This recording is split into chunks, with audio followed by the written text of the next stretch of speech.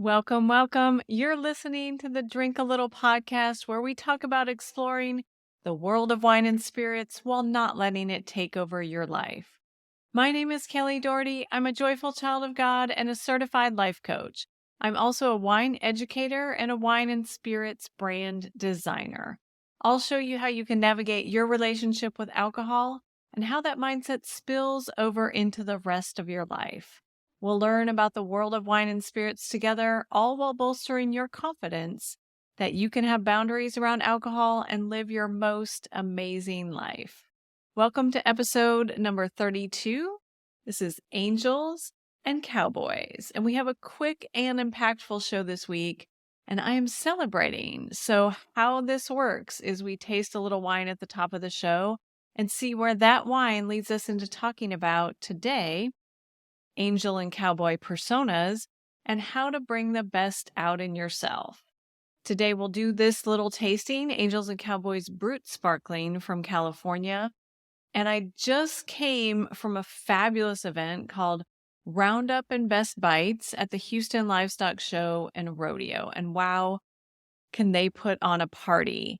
Keepersall, the winery I work for, was blessed with the title of Top Texas Winery for the year at this event. And we've gotten a customized horse saddle that we won. And I was so very honored to be at the event with our winemaker, Michelle Snyder, to receive that award. So I wanted to celebrate that with you today with a little bubbly called Angels and Cowboys. And I did see a lot of angels and cowboys at this event, so it totally makes sense.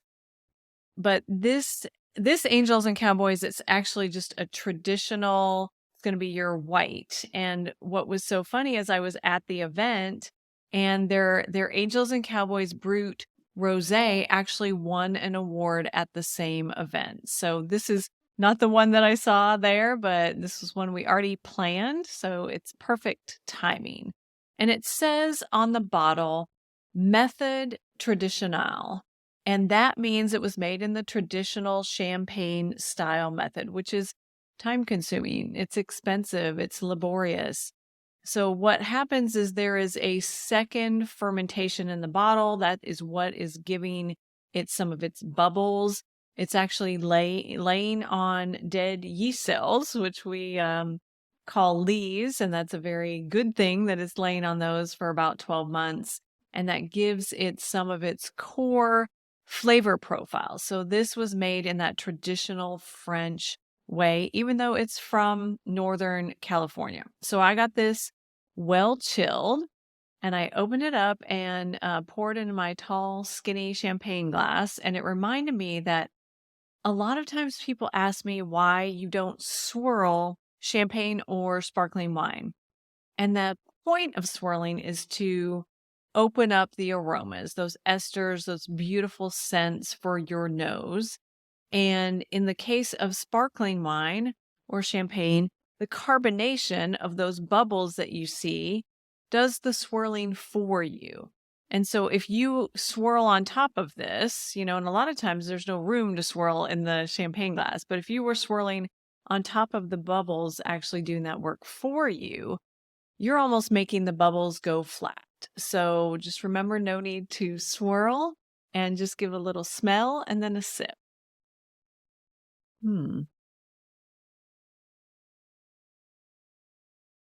Okay, so this is a beautiful light and creamy. So that creamy texture is coming from that secondary fermentation inside of the bottle. So are these tiny bubbles that are making it it feels very elegant and refined.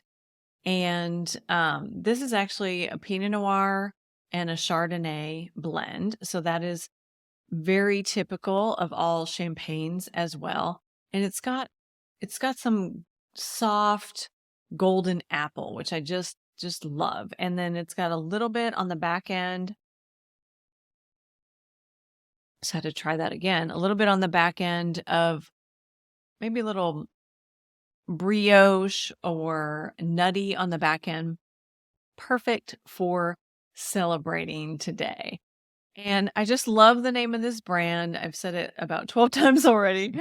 Angels and Cowboys. Sometimes I get it mixed up, Cowboys and Angels. I'm sure they won't be offended, but it is, I've known this brand for a long time, and I first tried their red blend out of Sonoma County. So that is one to try as well. I think what they are doing here is channeling different personas, cowboys and angels inside of all of us. So that's what we would like to talk about today. There are really those things inside all of us that don't match. And it's kind of fun to play with them just in your own mind and in your own time. But if you think about all those different things inside of us, not in a psychological way, but just personas that we sometimes exude. Like, I am a relatively extroverted introvert. So I definitely um, love people. And I love at this event, I got to meet so many new people. But I'm an introvert in that I want to go with a book and recover from that. So just to know that about yourself, the more you know about yourself, the more balanced you can be. And so in this case, there are angels and cowboys, and there's really a little bit of that in all of us. And I think of angels not necessarily in the spiritual sense at this moment, but as in the person acting like an angel. I think of a person that has great compassion, great purity, humility, maybe someone who's projecting aspects of an angel who is loving and serving others, someone that provides comfort. And then if you think of a cowboy, you think of, again, generalizing, of course, but mavericks, trailblazers, rule breakers, like in the best kind of way, and independent thinking people that just defy conventional wisdom. And you put these two together on the label, and it's just fun and brilliant to me. And what I want you to do today is just think about an angel and a cowboy as you go through your day. And they really have different hats.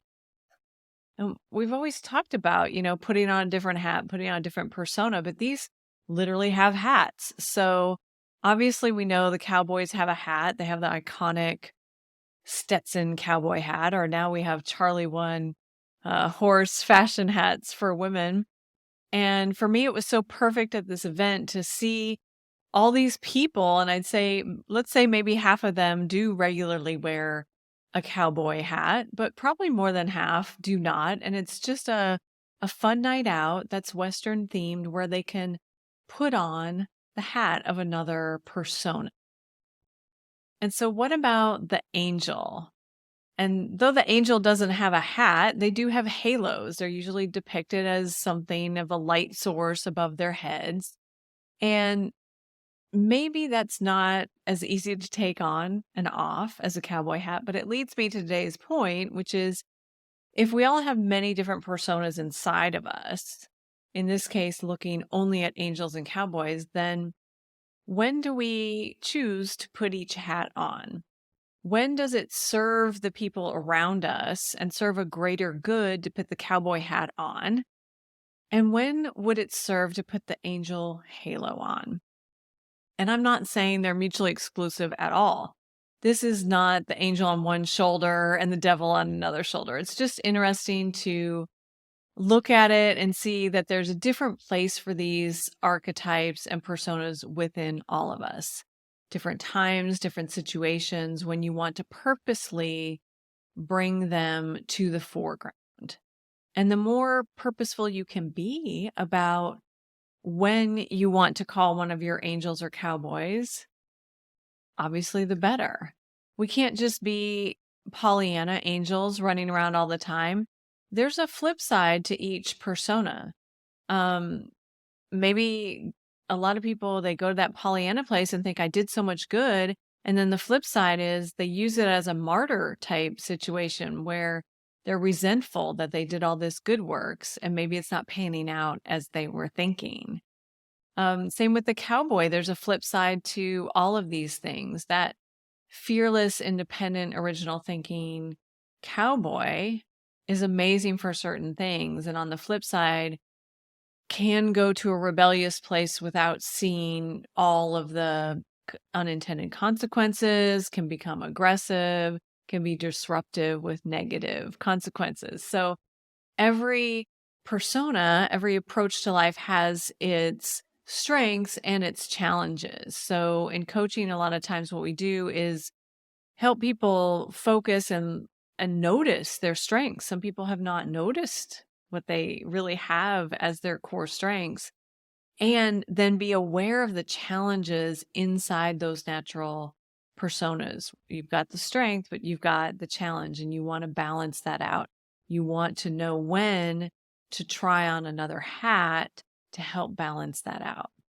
And you don't have to keep the hat, but what if everybody knows you as an angel and you just tried on a cowboy hat for one situation?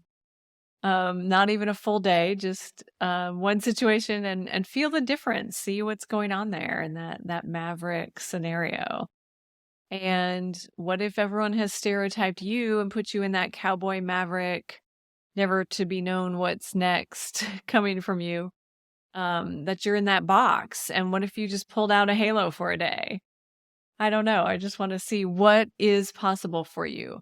I know it's all in you. And if you pay attention to when you're bringing the different aspects of that, different parts of yourself to the foreground, and notice when it's most beneficial for yourself and those around you that you love.